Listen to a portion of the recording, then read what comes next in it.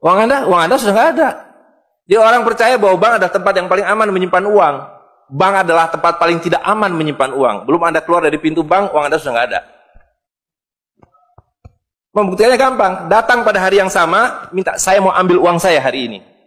Potong telinga saya kalau Anda dapat uang, kecuali 10% dari nasabah.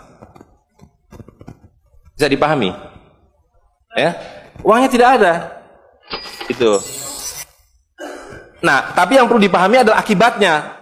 Kalau kita tadi punya uang 100.000, di sini ada satu handphone, maka berapa harga handphone ini? Ceteris paribus kata ekonom. Maka harga handphone ini ada 100.000, ya kan? Tapi ketika ini digelembungkan menjadi 2 juta, sementara sumber daya alamnya tetap, berapa harga handphone ini? Menjadi 2 juta. Dan itu mereka bilang inflasi. Jadi inflasi adalah kebohongan. Lihat ya, dulu ketika Republik Indonesia didirikan, uang yang pertama dicetak adalah 1 sen, paling besar 100 rupiah. 600 rupiah. Uang 1.000 pernah didesain tapi tidak dicetak karena terlalu besar.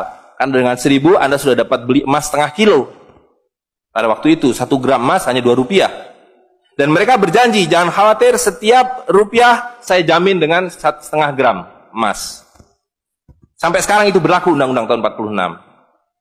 Nah tapi lihat, karena uang kertas itu sihir, dicetak makin banyak, nilainya merosot. Bebeknya mah tetap, cengkehnya tetap, palanya tetap, tapi nilai uangnya yang merosot. Maka mulai tahun 52, ini pertama kali by the way, ini Bank Indonesia baru muncul tahun 52. Bank Sentral Republik Indonesia itu bukan Bank Indonesia, dulu namanya BNI 46. Tapi Belanda tidak mau. You mau merdeka, you mesti nurut saya. Hentikan BNI 46, ganti dengan bank saya, The Jeffers Bank, menjadi Bank Indonesia. Dan hentikan uang Republik Indonesia, ganti dengan uang saya, Guilders, yang kemudian berubah menjadi uang Bank Indonesia. Oke. Nah, begitu muncul tahun 52, rupiah sudah mulai tidak laku. Dibikinlah uang 1.000 rupiah. Ringkas cerita, tahun 57, uang 1.000 sudah mulai tidak laku. Dibuatlah 2.500 rupiah. Dibuatlah uang 5.000, pertama kali muncul 64, uang 10.000 rupiah.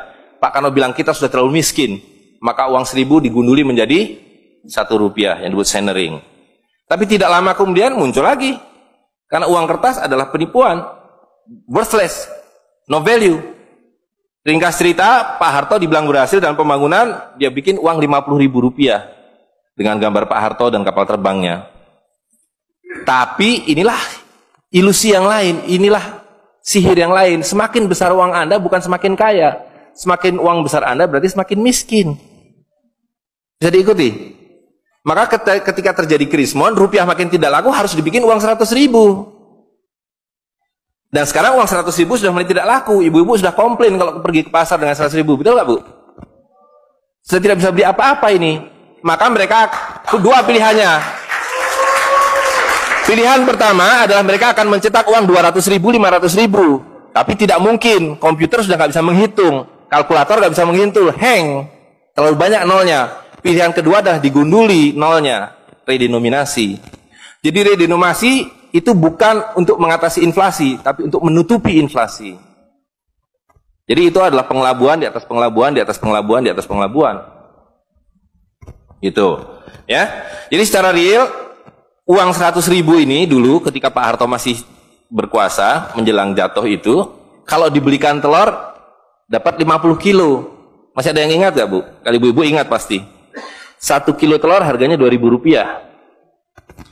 Begitu Pak Harto jatuh, dibilang ini gara-gara krismon, uangnya sama, walaupun ini belum ada waktu itu, karena ini masih 50.000 aja udah besar waktu itu. Uang yang sama dengan telur yang sama, tiba-tiba dibawa ke pasar, saya mau beli telur. Bu, hari ini tidak dapat 50 kilo lagi, hari ini cuma dapat 13 kilo. Karena daya belinya, telur sekarang 7.500. Dan hari ini, kalau di pasar Ternate berapa, Bu, harga telur sekilo? Hari ini.